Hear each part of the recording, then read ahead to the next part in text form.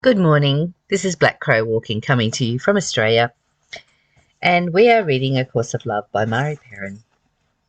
If you enjoy this video, please give me a thumbs up and subscribe to my YouTube channel where you find the whole book read in one or two, three verses so that you can absorb the incredible information that this is giving.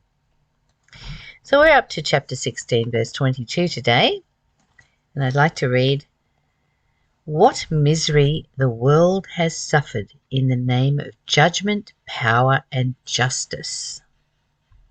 What misery can be avoided by finding the true power inherent in your identity? For you are not powerless.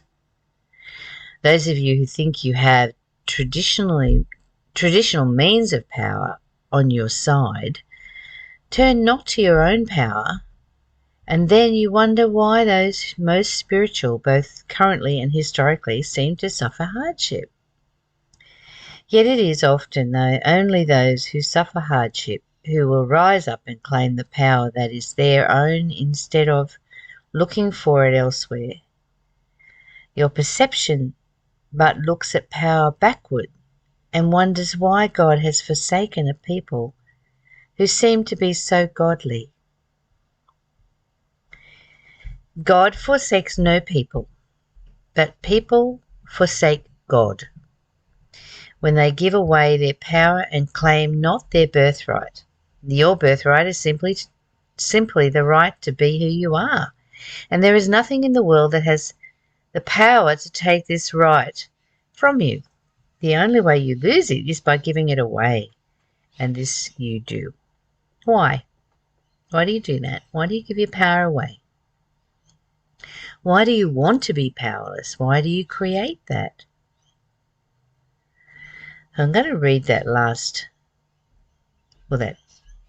verse 22 again. What misery the world has suffered in the name of judgment, power, and justice. What misery can be avoided by finding the true power inherent in your identity? You are not powerless. There you are. There it is. You are not powerless. Those of you who think you have traditional means of power on your side, turn not to your own power and then wonder why those most spiritual, both currently and historically, seem to suffer hardship. Yet it is often only those who suffer hardship who will rise up and claim the power that is their own instead of looking for it elsewhere. Your perception but looks at power backwards and wonders why God has forsaken a people who seem to be so godly. God forsakes no people. Love forsakes no people. But people forsake love, forsake God. Then, when they give away their power and claim not their birthright, your birthright is simply the right to be who you are. Happiness, peace, and freedom, that's who you are. And your energy and your light and your formless and living inside a body, a vehicle that you call your own. The only way to lose your power is by giving it away. And this you do. Bringing me back to the question why. Why are you giving your power away? What are you so afraid of? Are you afraid of being too powerful or misusing your power or not using it for love? That's all you have to do. Use your power for love. Love of self and love of others. Love of self first. Then you have the love. Then you have the self-image and the love to give to others. God wants no sacrifice from you, yet you give away your power. You make of yourself a sacrificial lamb, an offering unto God that God does not want. I remember reading those Old Testament books, and I'm by no means a Christian now, but I was at one stage.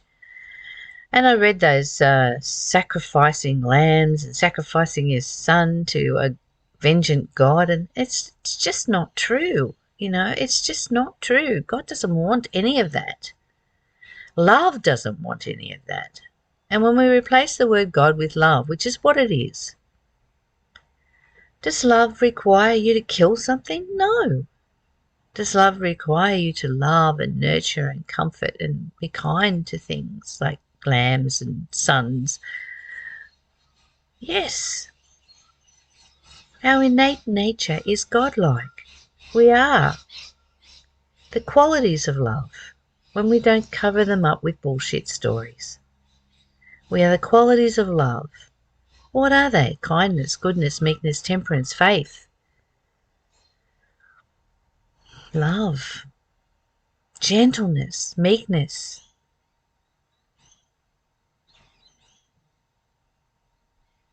humbleness. You can do that. It's your natural qualities. What's not natural is all this hurt and ache and resentment and pain that you suffer when you give away your power to love. And I think that's what power really is. It's power to love. Have you given away your power to love because you're too wounded, too hurt, holding on to old stories that don't serve you?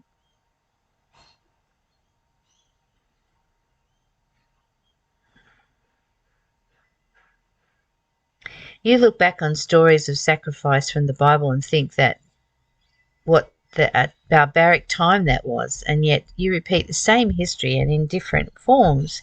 If a talented physician were to give up his power to heal, you would surely call it a waste. And yet you give up your power to be who you are, and you think it is just the way life is.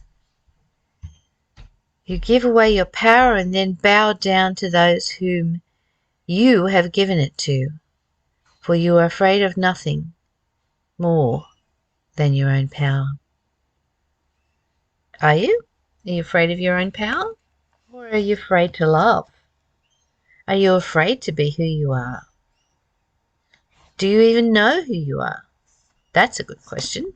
Who am I? That's probably the first place to start, really. Who am I? That's a wonderful question.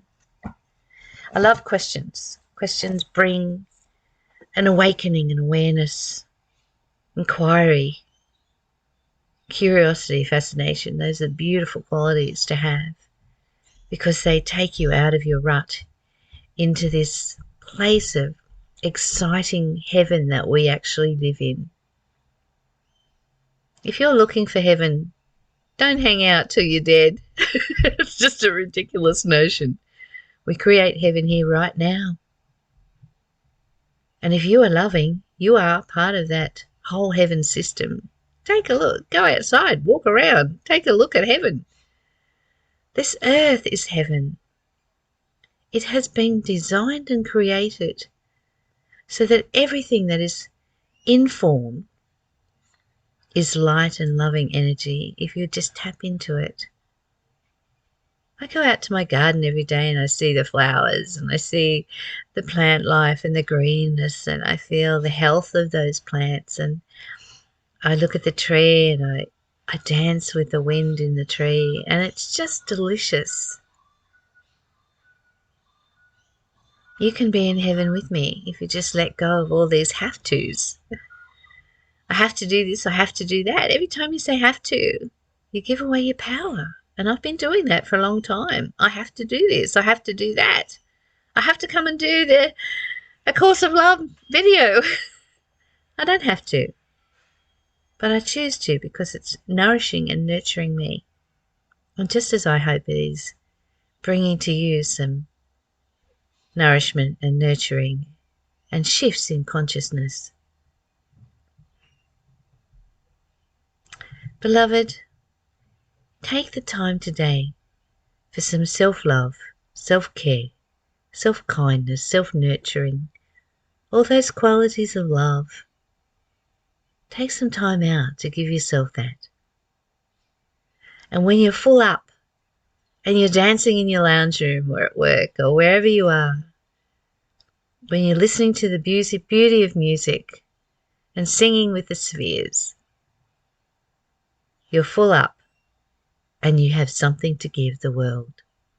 You have something to give your family, to your friends, to the baker behind the counter, to the newsagents, to the petrol man.